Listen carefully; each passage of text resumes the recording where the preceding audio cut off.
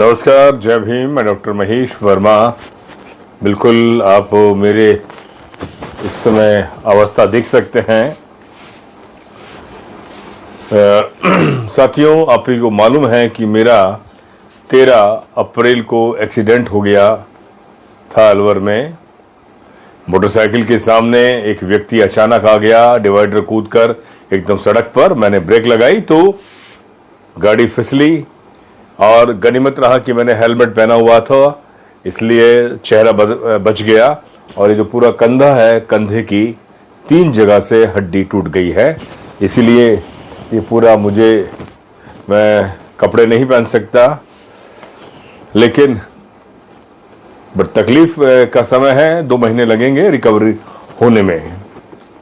मैं आज आपके समक्ष जो प्रस्तुत हुआ हूं उसका जो मुद्दा है वो आपको मालूम है कि लोकसभा चुनाव चल रहे हैं और पहले चरण की वोटिंग 19 अप्रैल को होगी और पहले चरण का जो प्रचार है वो आज शाम 5 बजे थम गया।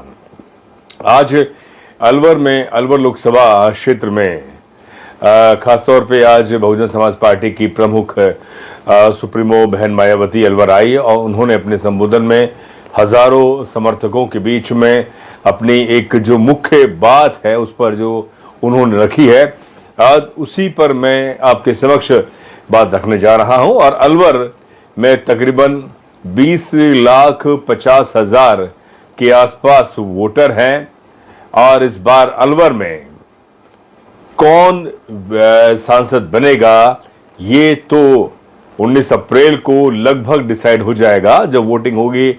और उसके जो एग्जिट पोल और ओपिनियन जो पोल है, जो उसका सर्वे है, उसके आधार पर, ग्राउंड रिपोर्ट के आधार पर मालूम हो जाएगा।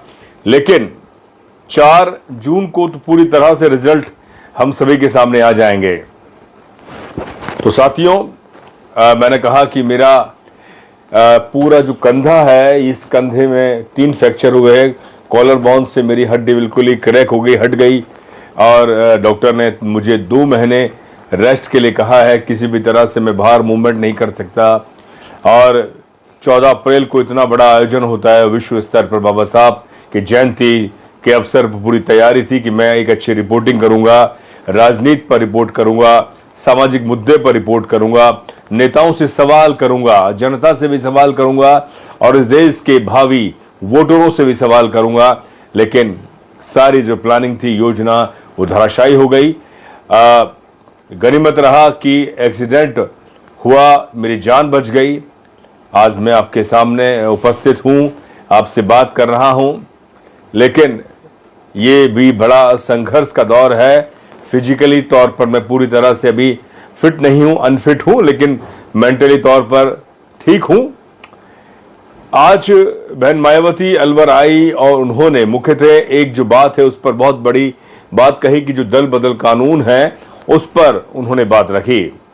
जैसा कि आपको मालूम है कि राजस्थान में बहुजन समाज पार्टी के 2 विधायक, बाड़ी से जसवंत सिंह गुर्जर और सादुलपुर से मनोज न्यांगली, दोनों शिवसेना शिंदे गुट में शामिल हो गए और इन्हें ले जाने का जो दारोमदार है या जिन्हें जिम्मेदारी निभाई है या जो लेकर गए हैं वो राजेंद्र गूड़ा हैं, जो पूर्व में 2 बार बहुजन समाज पार्टी से जीत कर आए और उदयपुर वाटी से विधायक बनते हैं।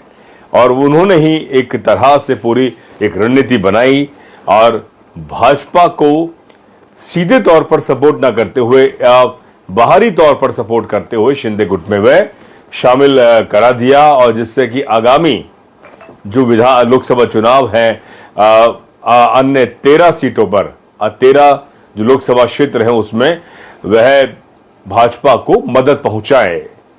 और ये सवाल मैं इसलिए कर रहा हूं कि बहुजन समाज पार्टी कोशिश करती है, बहुजन समाज पार्टी के पास कैडराइज वोटर है, विचारात्मक वोटर है, एक दलित, वंचित, आदिवासी समाज का एक बहुत बड़ा वोटर है। उससे के वोट के आधार पर तमाम जो अपने आप को पैसे वाले, दमखम, मसल्स पावर वाले, जिसमें मनोज न्यांगली दूसरी बार विधायक बने 2008 में, उसके बाद में 2023 में वह शराब का कारोबार करते हैं और उस क्षेत्र में उनका एक अच्छा खासा दबदबा भी है। उन पर एक बार उनके भाई की बताया जाता है कि उनके भाई की भी माफियाओं द्वारा हत्या की जा चुकी है और इसलिए उनको भी उन पर भी एक डर रहता है, इसलिए वो अपनी हमेशा सुरक्षा के कवच में वो रहते हैं। 2008 से लेकर वो 23 तक बहुजन समाज पार्टी के साथ रहे और इस बार दूसरी बार जब विधानसभा वो चुनाव जीते तो आखिर में वह अब शिंदे गुट में शामिल क्यों हुए। ये सवाल इसलिए लाजमी है क्योंकि बहुजन समाज पार्टी अपने विचार पर चुनाव लड़ने की कोशिश करती है, लेकिन उसका जो ऊपरी स्तर पर जो उसका जो बेस वोटर वो तो इस समय बना हुआ है, लेकिन कहीं ना कहीं जो लखनऊ से दिल्ली से वह अभी बहुजन समाज पार्टी की यथार्थ को समझ नहीं पाई है कि उसका जो आधार है वो धीरे धीरे खिसकता जा रहा है। केसी बैरवा जी इस समय जुट चुके हैं। जय भीम सर। मैं बता रहा हूं कि आज अलवर में बहन मायावती पहुंची और बहुत ज्यादा तादाद में लोग नहीं आए और ये अपने आप में बहुजन समाज पार्टी के लिए भी कहे कि ये शर्मिंदगी वाली बात है कि आप एक अपने नेशनल लीडर को अगर आप अलवर बुला रहे हैं तो उस तरह की आपकी तैयारी नहीं है या उस तरह का आपके समर्थक तैयार नहीं थे या आपने जिस नुमाइंदगी के लिए अपना प्रत्याशी बनाया है उसके पास कोई टीम नहीं थी। टीम का भी बहुत बड़ा अभाव था और बहुत कम तादाद में लोग वहां पहुंचे। ठीक है, एक पंडाल है वो लगभग थोड़ा भरा हुआ था, लेकिन सवाल यह है क्या बहुजन समाज पार्टी राजस्थान में अपना खाता खोल पाएगी या नहीं खोल पाएगी, या किसको फायदा पहुंचा रही है और किसका नुकसान पहुंचा रही है। ये इसी पर लोगों की नजर है क्योंकि बहुजन समाज पार्टी पूर्व में 2019 में जब अलवर से ही मैं अलवर की बात करूं तो इमरान खान को तकरीबन 56,000 वोट मिले। सब कुछ खत्म, बस माल सुरक्षित है। ये बात सही है। केसी बैरवा जी वो व्यक्ति हैं जिन्होंने मान्यवर काशीराम साहब के साथ काम किया और वे बहुजन समाज पार्टी और इस पूरे सिस्टम को बहुत ही अंदर से जानते हैं। उन्होंने कहा कि बिल्कुल जो माल है और जिस तरह से बटोर के बहुजन समाज पार्टी में जो कहा, ये आरोप भी लगते हैं कि बहुजन समाज पार्टी इसलिए कमजोर नहीं हुई कि यहाँ के कार्यकर्ता कमजोर हैं, बशर्ते ऊपर से ही बहुजन समाज पार्टी ने निचले स्तर पर ध्यान नहीं दिया या बहुजन समाज पार्टी को एक पूरी तरह से असुरक्षित तौर पर छोड़ दिया और उसी का फायदा दूसरी राजनीतिक पार्टियों ने उठा लिया। अभी 2 दिन पहले हम अपने एक मित्र से बात कर रहे थे, पत्रकार से, तो उन्होंने कहा कि अगर राजस्थान में बहुजन समाज पार्टी आज काम करती तो लगभग 20 उसके विधायक होते, लेकिन आज उसकी स्थिति है कि आज उसकी स्थिति 0 पर आ गई है। बाड़ी से जसवंत सिंह गुर्जर और सादुलपुर से मनोज नियांगली दोनों इस समय शिवसेना शिंदे गुट में, यानी कि एक तरह से कहें तो एनडीए गुट में शामिल हो गए हैं। 8 में कांग्रेस में शामिल हुए 2008 में, उसके बाद फिर 2018 में फिर कांग्रेस में शामिल हुए। आज सुप्रीम कोर्ट में पूरा ये मामला चलता है, लेकिन बहुजन समाज पार्टी को किसी भी तरह से सफलता नहीं मिली। आज की स्थिति में बहुजन समाज पार्टी की राजस्थान विधानसभा में 0 की स्थिति आ गई है। तो ऐसे में सवाल यह उठ रहा है कि इतना बड़ा दमखम 14 अप्रैल को जय भीम के नीले झंडे और जयकारे वाली जो जन आवाम है, बाबा साहब के विचार को मानने और समझने वाला जो यूथ है या जो भी है, वो वोट में तब्दील क्यों नहीं कर पा रहा। या तो वो बहुजन समाज पार्टी का वोटर नहीं है, या वो कांग्रेस का वोटर है, या बीजेपी का वोटर है, या वो स्वतः ही बाबा साहब की जयंती पर स्वतः ही एक आदर स्वरूप वह सर्किल पर पहुंचता है और उस दिन बाबा साहब का जन्म दिवस है तो स्वाभाविक तौर पर वो अपनी उपस्थिति और अपनी भावनाओं को दिखाने के लिए गांव ढाणी से अपने साधनों से वह सर्किल पर पहुंचते हैं। उसे किसी भी तरह से वोटर नहीं माना जाए नीले झंडे तले, यानी कि बहुजन समाज पार्टी के लिए। अब सवाल यह है कि क्या इस स्थिति में जो दलित वोटर है, बहुजन वोटर है, उसका खैर खबर कौन लेगा, उसकी रक्षा कौन करेगा, उसका नुमाइंदा कौन होगा, उसका धनी धोरी कौन होगा। आप अलवर में आप देखें कि अलवर लोकसभा में लगभग 20,50,000 के आसपास वोटर हैं और अनुमानित तौर पर कहा जा रहा है कि लगभग 5 लाख के आसपास दलित वोटर है और लगभग 5 लाख के आसपास ही मेयो कम्युनिटी के, मेयो और मुस्लिम, मेयो और उसके अलावा मुस्लिम के वोटर हैं। लेकिन क्या ये वोटर बीएसपी को वोट करेगा? नहीं करेगा। हमारे भी कई लोगों से बात हुई, वो सीधे तौर पर मेयो समाज आज की तारीख में कह रहा है कि हम कांग्रेस को वोट करने जा रहे हैं। आम सीधे तौर पर कांग्रेस को वोट करेंगे, लेकिन यहां से अगर लोकसभा का किसी नुमाइंदे को जिताने का दमखम रखता है तो वह सीधे तौर पर दलित वोटर ही है। लेकिन सवाल यह है कि दलित वोटर को जो सम्मान मिलना चाहिए, उसको आदर मिलना चाहिए, या उसके बारे में जिस तरह से आप यादवों के बारे में कह रहे हैं कि यादव बेल्ट है, यादव के पूरे जिले में अगर बात की जाए, जो वोटर की अब बात की जाए, मुश्किल से 2.5 से 3.25 लाख वोटर है, लेकिन हां यादव जो है वो एक मुश्त है, इसीलिए उसका दमखम नजर आता है। और जहां 5, 5.5, 6 लाख वोटर दलितों के हैं, शेड्यूल कास्ट के हैं, लेकिन उसका एक मुश्त दम नहीं है। उसी का फायदा दोनों राजनीतिक पार्टियां उठाती हैं और दलितों के वोट को सम्मान नहीं देती। उन्हें मालूम है कि छिटक कर या तो कांग्रेस के पास जाएगा या बीजेपी के पास जाएगा। लेकिन सवाल इस समय जो संविधान बचाओ की जो मुहिम है विपक्षी राजनीतिक पार्टियों की तरफ से, उससे कहीं ना कहीं दलितों के अंदर एक सवाल पैदा हो रहा है कि जिस संविधान के बुनियाद के आधार पर दलितों को, खासतौर पर जो दलित वर्ग है, पूरा जो दलित वर्ग है, उसको रिप्रेजेंटेशन मिला, उसको नौकरियों में आरक्षण मिला, शिक्षा में आरक्षण मिला, उसको तमाम जगह उसको जो भागीदारी मिली, कहीं संविधान के संशोधन या संविधान बदलने से उसके लिए बुरे दिन तो नहीं आ जाएंगे। ये तमाम सवाल इस समय दलितों के अंदर उपज रहे हैं। लेकिन सवाल यह है कि दलित अपना वोट एक मुश्त किसी भी राजनीतिक पार्टी को क्यों नहीं कर रहा, या वो खुल के क्यों नहीं आता सामने। उसकी वजह यह है कि दलित समुदाय के पास संसाधनों का अभाव है। जिस तरह से गुर्जर समुदाय साधन संपन्न है, मीणा समुदाय पूर्वी राजस्थान के अंदर साधन संपन्न है, यादव समुदाय साधन संपन्न है, और जाट समुदाय वो भी साधन संपन्न है, और जो अन्य वर्ग हैं, जो ब्राह्मण हैं, बनिया वर्ग है या क्षत्रिय वर्ग है, वो साधन लगभग साधन संपन्न है।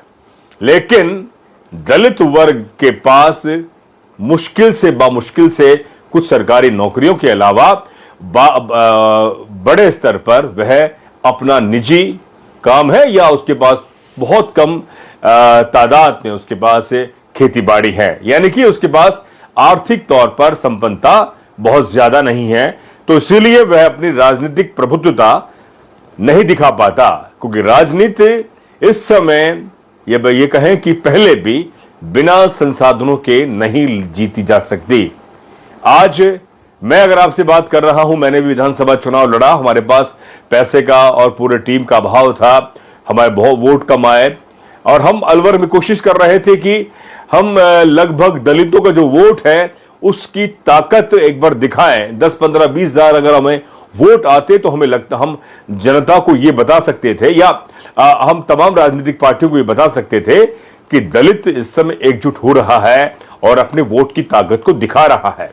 लेकिन हम हमारा जो वोटर है वो इसलिए हम पर विश्वास नहीं कर पाया, या जो जिन्होंने परसेप्शन बनाया था समाज में, वो लोग इसलिए नहीं कर पाए कि इस व्यक्ति के पास बहुत ज्यादा पैसा भी नहीं है, बहुत उस तरह का, क्योंकि आपके पास पैसा होना चाहिए दिखाने के लिए, लुटाने के लिए, खिलाने के लिए, तब आप एक बड़े राजनेता बनते हो। और जो तमाम जो राजनेता हैं वो वैचारिक तौर पर सुदृढ़ नहीं है, वैचारिक तौर पर वो है बहुत ज्यादा बौद्धिक नहीं है, वैचारिक तौर पर विजनरी नहीं है।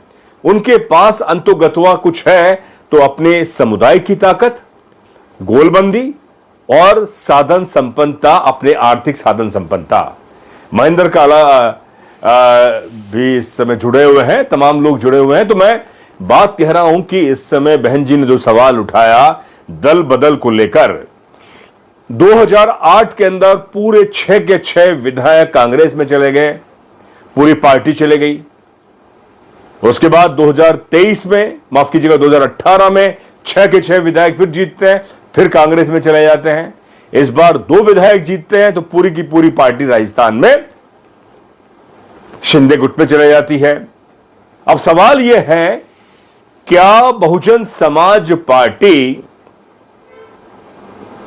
मैं सवाल बहुजन समाज पार्टी का इसलिए उठा रहा हूं क्योंकि बहुजन समाज पार्टी इसीलिए अगर जिंदा है कुछ उसके आधार, उसी से जो दलित और जो वंचित समाज का जो समुदाय है उसको कुछ लगता है कि हां हमारी भी ताकत है वोट के आधार पर। अगर उसी के वोट को लेकर कोई नेता अपनी मूल पार्टी से दल बदल करके दूसरी पार्टी में जा रहा है तो उस वोटर की सपनों का क्या होगा, उस वोटर के सुरक्षा के, जिस सुरक्षा के लिए उसने वोट किया था, बाड़ी में जिसको को वोट किया, मलिंगा के खिलाफ वोट किया, वो मलिंगा जो तीसरी बार विधायकी के लिए चुनाव लड़ रहे थे, जिन्होंने वहां पर एक इंजीनियर को, जो वाल्मीकि समुदाय के एक इंजीनियर को इतना बुरी तरह मारा पीटा, जो आज भी बिस्तर पर है और अस्पताल में वेंटिलेटर पर है, उसके खिलाफ वहां पर बहुजन समाज वर्ग ने, बहुजन वर्ग जो पूरा दलित है और वर्ग है, उसने वोट किया जसवंत सिंह गुर्जर को। और वही जसवंत सिंह गुर्जर अब शिंदे गुट में चले जाता है, शिवसेना में। तो आप समझे कि वहां का जो वोटर है उसकी स्थिति क्या होगी। वहीं शार्दुलपुर की बात करें तो शार्दुलपुर में कृष्णा पूनिया के खिलाफ मनोज न्यांगली जीतते हैं और उसको वोट कौन कर रहा है बड़े स्तर पर? मेघवाल समाज, दलित समाज, अन्य बिरादरी, कुछ राजपूत समाज, और दूसरी तरफ अगर आप बात करें तो वहां पर कृष्णा पूनिया जो खुद एक जाट समुदाय से आती है वह हार जाती है। आप सोचें कि जिस वोटर ने मनोज न्यांगली को वोट किया उसके सपनों का, उसकी सुरक्षा का, उसके विजन का अब कौन धनीधोरी होगा। सवाल यह है कि आगामी दिनों में क्या अगर इसी तरह से होता रहा तो मुझे लगता है कि कोई भी राजनीतिक पार्टी सुरक्षित नहीं है। आज मानते हैं कि बहुजन समाज पार्टी के दिन बुरे हैं या दिन बुरे खुद अंदर से कर दिए गए, उसके लिए जिम्मेदार कहीं ना कहीं बहुजन समाज पार्टी के सिस्टम भी है। अब यह बड़ी बात यह है कि अलवर में क्या होने जा रहा है। अलवर में पूरा जो दारोमदार है वो जो जिताने और हराने का, अगर आप मेरी सच्चाई को समझें, और इस जमीनी सच्चाई है, दलित वोटर को कभी भी वो इज्जत, वो तवज्जो नहीं दी जाती, जबकि वो सबसे बड़ा दारोमदार है, निर्णायक है, निर्णायक वोटर है, निर्णायक वोटर है। उसी के निर्णायक वोट के आधार पर ही, निर्णायक के वोट के आधार पर ही कांग्रेस से या बीजेपी से कोई भी व्यक्ति जीतेगा। तो मैं आज जो आपसे कहने जा रहा हूं, दलित समुदाय, इस समय मैं दलित समुदाय की पैरवी नहीं कर रहा, लेकिन उस वर्ग से आता हूं और उस वर्ग के दर्द को, उसके दर्द समझता हूं। तो इसलिए मैं ये कह रहा हूं कि आप अपने वोट की ताकत को पहचानें। जिनके चंद वोट हैं वो आप पर हक जता रहे हैं और आपको गुमराह कर रहे हैं। लेकिन अब वक्त यह भी है कि क्या आने वाले समय में खासतौर पर बहुजन समाज पार्टी की जो स्थिति बिगड़ी है उसको लेकर क्या बहुजन समाज पार्टी फिर से विचार करेगी या नहीं करेगी, क्योंकि राजस्थान में इस समय आपकी शून्य परिस्थिति हो गई। एक बार फिर तीसरी बार यह स्थिति हुई है राजस्थान के अंदर। क्या इस बार बहुजन समाज पार्टी के जो सिपहसालार हैं या ऊपर के शीर्ष नेता हैं या इस पर विचार करेंगे? बड़ा सवाल यह है कि जब बानसूर के पूर्व प्रत्याशी मुकेश यादव कांग्रेस में शामिल हुए तो प्रदेश अध्यक्ष भगवान सिंह बाबा को खबर ही नहीं थी कि उनका लोकसभा प्रभारी मुकेश यादव कांग्रेस में शामिल हो गया है। जब जसवंत सिंह गुर्जर और मनोज न्यागली शिवसेना सिंधे गुट में शामिल हुए तो उन्हें खबर ही नहीं थी कि शामिल हो गया है। तो ये इससे ये लगता है कि कहीं ना कहीं जो बीएसपी का जो पूरा तंत्र है, सूचना का जो तंत्र है या उसके जो कार्यकर्ता हैं वह पूरी तरह से मुस्तैद नहीं हैं या उन्हें अपने नेता जो विधायक है उनके चाल चलन, उनका आना जाना, उनका विचार, उनके कैडर, उनके भावनाओं का या तो पता है या ना पता होने का बहाना भी बनाते हैं। अब सवाल यह है कि क्या बहुजन समाज पार्टी इसी तरह से अपने वोटरों को गुमराह करते रहेगी? क्या गुमराह शब्द इसलिए मैं कह रहा हूं कि जिस कैडर की बुनियाद पर मान्यवर काशीराम साहब ने बहुजन समाज पार्टी का निर्माण किया था, जिस बहुजन हिताय बहुजन सुखाय के निर्माण आधार पर, क्या वह बहुजन समाज पार्टी आज वाकई बनी रह पाएगी या नहीं? भले बहन जी अलवर के अंदर अपनी बात को कहती हैं कि दल बदल कानून में अगर हम सत्ता में आए तो दल बदल कानून में हम बदलाव करेंगे, लेकिन सवाल यह है कि आप सत्ता में कैसे आएंगे? सत्ता में आने के लिए संख्या चाहिए। लोकसभा में आप राजस्थान में आपकी स्थिति मुझे लगता है कि शायद आप बहुत ही अच्छी नहीं है। यूपी में जहां 2019 में 10 सीटें आप गठबंधन से लेकर आते हैं, इस बार स्थिति सुनने में आ रहा है कि बहुत ही दयनीय स्थिति होने वाली है। तो सवाल यही है कि क्या अब आने वाले समय में बीएसपी अपने मूवमेंट के साथ साथ अपनी राजनीतिक जो ताकत है उसको बचा पाएगी या नहीं? एमएल परिहार साहब इस समय जुड़ गए हैं। जयवीन सर, आप बिल्कुल आप देख सकते हैं कि मैं आज कोशिश करी है कि मैं लाइव आऊं। परसों वोटिंग है और आज चुनाव प्रचार थम चुका है।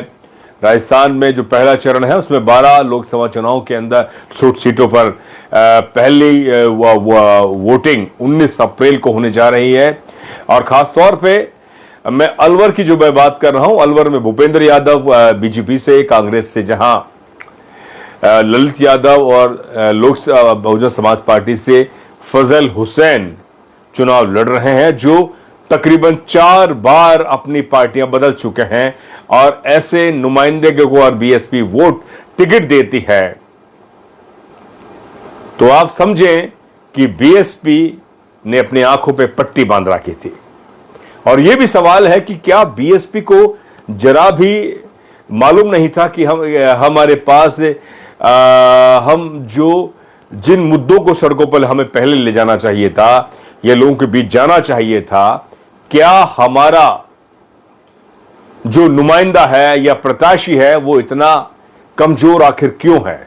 उसके अंदर जो विजन है उसका भी अभाव नजर आ रहा है। लगातार लोगों से जब मैं बात कर रहा था उन्होंने कहा कि जो चुनाव प्रचार की जो तरीका होना चाहिए वो इस बार नजर नहीं आया।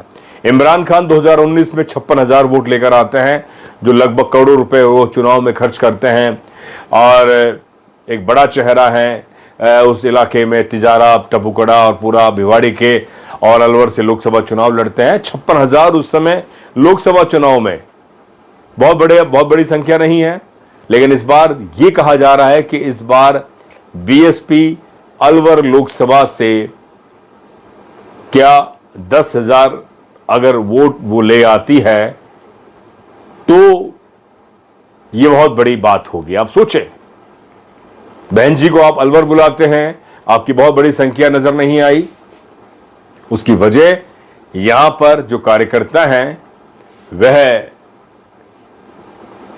पूरी तरह से अपने आप को बीएसपी के कैडर के तौर पर समर्पित नहीं कर पाए, या उन्हें भी लग रहा था कि जिस नुमाइंदों को हम उतार रहे हैं वो पूरी तरह से बीएसपी का कैडराइज नुमाइंदा नहीं है। तो अब सवाल यह है कि क्या आखिर क्यों बीएसपी अपने ऐसे लोगों को टिकट देती है जो कहीं ना कहीं किसी से या तो प्रोजेक्टेड है या कहीं ना कहीं से उनको उतारा गया है। ऐसी आरोप हैं, ऐसे आरोप लगातार लग रहे हैं। तो यह सवाल है कि क्या बीएसपी के पास खुद के अपने नेता क्यों नहीं है? आप 10 साल 15 साल आप सत्ता में मत आइए, लेकिन आप अपने जमीनी आधार आप अपनी जमीन को उपजाऊ बनाने के लिए कोशिश तो करें। बहन जी आती हैं, हेलीकॉप्टर से आती हैं और अपना भाषण देती हैं, ठीक है, लेकिन सवाल है कि आपने अपने कार्यकर्ताओं को कितना मजबूत करा और ऊपर से कितनी ईमानदारी नजर आई। सवाल अब यह है, देखना यह होगा कि अब इसकी टोटल प्रतिक्रिया 19 तारीख को कैसी नजर आ रही है। ललित यादव पूरी तरह से कोशिश कर रहे हैं, कांग्रेस भूपेंद्र यादव को बाहरी कह रहे हैं और ललित यादव कह रहे हैं कि मैं अलवर का ही बेटा हूं, भूपेंद्र यादव बाहर के हैं। सवाल बाहर का और अंदर का नहीं है, सवाल है किन मुद्दों को लेकर भूपेंद्र यादव चुनाव लड़ रहे हैं और ललित यादव किन मुद्दों को लेकर लड़ रहे हैं। जहां भूपेंद्र यादव मोदी की गारंटी की बात कहते हैं, राम मंदिर 370, 3 तलाक, ये एनआरसी, सीए, तमाम सवाल की बात करते हैं और ललित यादव यहां पर वो बात कहते हैं कि हमारा पूर्व लोकसभा विधानसभा सरकार रही, गहलोत सरकार की हमारे जो योजनाएं थी उस पर हमने जनता को जो योजनाओं को फायदा पहुंचाया उसके आधार पर हमें जनता वोट करेगी। अगर वाकई वोट करती तो कांग्रेस रिपीट करती। मेरा ललित यादव से एक बार सवाल मैंने पूछा था ललित यादव से कि आप जाति जनगणना पर अपने बात क्यों नहीं रख पा रहे हैं, बहुजन जो इतना बड़ा जो पिछड़ा जो कम्युनिटी है उसके बारे आप बात क्यों नहीं रख पा रहे हैं। सवाल यह है कि जो यादव जो बेल्ट है या जो यादव अपने आप को ओबीसी वर्ग में जो आती है वह कहीं ना कहीं लालू प्रसाद यादव का जो थॉट है या कर्पूरी ठाकुर का जो थॉट था, मान्यवर काशीराम साहब का जो थॉट था, उस थॉट का यहां के यादवों में बामुश्किल 2-5% लोगों के अंदर ही वो विचार है, बहुजन विचार। इसीलिए उनके अंदर वो विचार नहीं बन पाया। वह सीधे तौर पर भी अपने आप को हिंदुओं की ही तरह प्रस्तुत करते हैं और वह अब जनता को वोट में तब्दील करने के लिए उन मुद्दों पर बात नहीं कर पा रहे जो बड़ा मुद्दे हैं, जिसमें रोजगार है और इस पूरे इलाके के अंदर जो ईस्टर्न कैनाल रिवर फ्रंट जो कह रहे हैं, जैसे ईआरसीपी, पानी जो पूरा इलाका है अलवर का, ये पूरी तरह से डार्क जोन है। आए दिन यहां पर महिलाएं कलेक्ट्रेट पर जाकर मटके फोड़ रही हैं। पानी की किल्लत है, गर्मी धीरे धीरे बढ़ रही है। आप सोचें कि पूर्व में जहां कांग्रेस की सरकार थी तो उस समय महिलाएं अपने मटके फोड़ रही थी, आज भी वही महिलाएं मटके फोड़ रही हैं। यानी कि सिस्टम में कोई बदलाव नहीं है। लेकिन क्या वाकई ही यहां के जो विधायक हैं, मंत्री हैं, उन मुद्दों पर वो चुनाव जीता पाएंगे जिन मुद्दों पर जिनको लेकर उन्होंने बड़े बड़े बातें कही थी। अलवर में पानी की बुरी स्थिति है इस समय। भूपेंद्र यादव कह रहे हैं कि हम सत्ता में आए तो इस इलाके में जो ईआरसीपी की बड़ी योजना लेकर आएंगे। आप उनसे पूछिए कि ईआरसीपी जो योजना है वो एक दिन में नहीं आएगी, उसको दशकों लग जाएंगे, उसको 10 साल लगेंगे जो पूरे इसको रिवर फ्रंट इस पूरे इलाके को अगर जोड़ेंगे तो। रोशन लाल बोस जी जुड़ चुके हैं इंजीनियर दीपक देवतवाल भी इस समय जुड़े हुए हैं। रोशनलाल जी, इस समय पूरा ये जो है आप देख, स्थिति ऐसी है, शर्ट पहन नहीं सकता हूं, इसलिए मैंने आज ये खेस छोड़ा हुआ है। तो सवाल यह है कि 19 तारीख को क्या अलवर का जो दलित वोटर है, क्या वह वाकई अपनी ताकत को दिखा पाएगा कि नहीं? कांग्रेस में जाएगा, बीजेपी में जाएगा या बीएसपी में जाएगा, लेकिन जहां भी जाए वो अपनी ताकत को दिखाए, अन्यथा वह एक फुटबॉल की तरह है, कोई भी आएगा और कोई भी उसको हाँक के चले जाएगा। अगर उसने अपनी ताकत को दिखाया नहीं तो आने वाले समय में उसकी स्थिति और ज्यादा बेहतर नहीं होने वाली है। बीएसपी वाकई बनी रहती है तो उससे खासतौर पे जो दलित जो वोटर है, दलित जो वंचित समुदाय है, वह दलित वर्ग है, उसकी ताकत बनी है। लेकिन उसी ने खुद ने अपनी ताकत को धीरे धीरे कमजोर किया और उसका फायदा कांग्रेस ने और बीजेपी ने उठाया। और आप देखें कि कांग्रेस को लगातार उसके वही मनोवादी और ब्राह्मणवादी जो तमाम नेता इसलिए छोड़ के जा रहे हैं और आरोप लगा रहे हैं कि कांग्रेस में सनातन का अपमान हो रहा है, हिंदुओं का अपमान हो रहा है। और आज भी कांग्रेस को अगर कोई बचा रहा है तो वह दलित वर्ग, आदिवासी वर्ग, कुछ तबका ओबीसी वर्ग और बड़े स्तर पर माइनॉरिटी वर्ग जिसमें मुस्लिम वर्ग है। क्या कांग्रेस मान लीजिए लौट कर आ जाती है, सत्ता में आ जाती है, तो क्या कांग्रेस को दलितों को, माइनॉरिटियों को और आदिवासियों को वो पद मिल पाएगा या वो वजूद मिल पाएगा? मैं कह रहा हूं नहीं मिलेगा, क्योंकि कांग्रेस के तमाम जो ऊपर जो सिपाही बैठे हैं उन्हें मालूम है कि ये आखिर जाएंगे तो कहां जाएंगे, लौट कर हमारे पास ही आएंगे। और जिस समुदाय के पास खुद के 2000 वोटर नहीं है कांग्रेस के लिए, वह आज कांग्रेस के बड़े बड़े पदों पर बैठा हुआ है। बीजेपी इस मायने में सीधी राजनीति करती है, वो कहती है और वही करती है। सवाल यह है कि आज जो बहन जी ने जो बात बोली मंच से, दल बदल कानून में जिस तरह से पूरी की पूरी पार्टी बीएसपी के तीसरी बार किसी अन्य पार्टी के अंदर शामिल हो गए, उससे आज बीएसपी शून्य पर आ गई। एक बार फिर उसका जो वोटर है वो अपने आप को ठगा सा महसूस कर रहा है। उसकी वजह यह है कि बीएसपी ने अपने कैडराइज्ड कार्यकर्ता को ताकत नहीं दी नुमाइंदगी के लिए। आपने उन लोगों को टिकट दिया जो अंतोगत्वा या तो कहीं से प्रोजेक्टेड थे या कहीं ना कहीं से वो सिर्फ विधायक बनना चाह रहे थे। जैसा कि पूर्व में 6 के 6 विधायक 18 में कांग्रेस में शामिल हुए और 8 में भी। तो सवाल यह है कि क्या आने वाले समय में बीएसपी अपने आप को कितना बदलेगी और 19 तारीख को दलित वर्ग कहां वोट करने जा रहा है और किसको जिताने जा रहा है, यह भी अब गोलबंदी करनी पड़ेगी। आज भूपेंद्र यादव या बीजेपी अपने आप को यह कह रहे कि हम जीत रहे हैं, तो जीत इसलिए रहे हैं कि उसको एससी समुदाय वोट कर रहा है। अगर ललित यादव ये कह रहा है कि मैं जीत रहा हूं, तो वो इसलिए कह रहा है कि उसको एससी समुदाय वोट कर रहा है।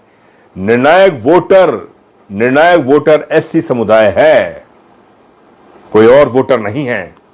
इस बात को रिकॉर्ड कर लें, बीजेपी वाले, कांग्रेस वाले रिकॉर्ड कर लें अच्छी तरह कि निर्णायक वोटर एससी समुदाय है, बशर्ते उसको सम्मान मिले।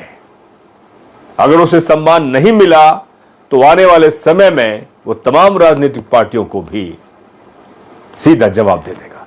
तो साथियों, बहुत बहुत शुक्रिया, फिर मिलेंगे। तबीयत ठीक नहीं है, कंधे पे 3 फ्रैक्चर हुए हैं, ज्यादा बोल नहीं सकता। कोशिश करूंगा कि मैं हर दिन आपके साथ जुड़ूं।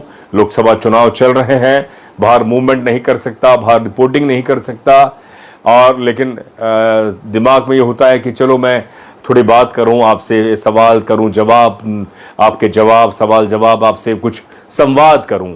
तो सवाल यही है कि आने वाले समय में जो दलित वोटर है वो कहां जा रहा है। राजेश यादव इस समय जुड़ गए हैं। मैं यही कह रहा हूं कि अलवर का जो निर्णायक वोटर है यादव जी, वो दलित वोटर ही है, निर्णायक वोटर। क्योंकि यादव कांग्रेस में भी है, कांग्रेस बीजेपी में भी है, दोनों ने अपने नुमाइंदे उतार दिए हैं। अब वो दोनों जगह बटेगा, लेकिन किसको कौन जिताएगा, किसको कौन हराएगा, वह दलित समुदाय ही निर्णय करेगा। कभी सदाराम जी जुड़ गए हमारे मित्र। तो सदाराम जी, सवाल यही है कि जिस तरफ बड़े स्तर पर दलित समुदाय मूव कर गया, वह पार्टी जीत जाएगी। ये इस पर खुलकर कांग्रेस वालों को ही बोलना चाहिए, खुलकर बीजेपी वालों को ही बोलना चाहिए, क्योंकि उन्हें डर लगता है कि अगर हमने किसी समुदाय के बारे में बोल दिया तो समुदाय दूसरा नाराज हो जाएगा। आप सोचें कि जिस समुदाय के इतना बड़ा वोटर है, उसकी तो आपने सम्मान नहीं किया, और जिसका छटाक भर वोटर है उसको आपने अपना सिपाही बना लिया। 14 अप्रैल को आपने देखा कि अलवर में लाखों लोगों की तादाद पर बाबा साहब को नमन करने के लिए पहुंचे। अगर इतने पर भी तमाम राजनीतिक पार्टियों के सिपाही, अधिकारी, मुखिया, प्रभारी नहीं समझ पा रहे हैं दलित समुदाय के बारे में, आज दलित समुदाय समझदार हो चुका है। बस उसकी जो खामी है कि उसके पास अपनी खुद की जो वैचारिक राजनीतिक पार्टी थी वो कमजोर हो गई, और उसी का फायदा आज देश में अन्य राजनीतिक पार्टियां उठा रही हैं। उसको आप अच्छी तरह समझ सकते हैं। बहुत बहुत शुक्रिया। फिर मिलेंगे आपसे, फिर बात करेंगे। और मैं आखिर में कहूं कि मैं स्वस्थ नहीं हूं। एक्सीडेंट 13 अप्रैल को मेरा हो गया था और कंधे के 3 फ्रैक्चर हुए हैं, और इसलिए ज्यादा मूवमेंट नहीं कर सकता, और कहीं आना जाना डॉक्टर ने पूरा बंद कर दिया है। कपड़े नहीं पहन सकता, पूरी तरह पूरे बेल्ट लगी हुई है। हाथ में मैंने पूरी तरह से स्थिति बेटर नहीं है। आप कभी घर आएंगे, मिलेंगे तो आप फिर मैं आपसे बात करूंगा। तो बहुत बहुत शुक्रिया साथियों। फिर मिलेंगे एक नए संवाद के साथ और नए मुद्दों के साथ। बहुत बहुत शुक्रिया, धन्यवाद, गुड नाइट, जय भीम।